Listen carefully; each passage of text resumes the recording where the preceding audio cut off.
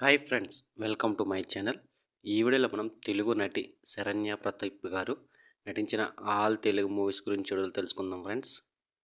1 ఫిదా, 2 శైలజారెడ్డి అల్లుడు, 3 దొరసాని, 4 జాను, 5 శశి, 6 తెల్లవారితే గురువారం, 7 అర్ధశతాబ్దం, 8 అమ్మ దీవెన, 9 భామా కలాపం, 10 మిషన్ ఇంపాసిబుల్, 11 గాలివాన, 12 కృష్ణ వృంద విహారీ, 13 ఖుషి, 14 Martin Luther king, 15 miss match, 16 Skylab, 18 పుష్పక విమానం, 19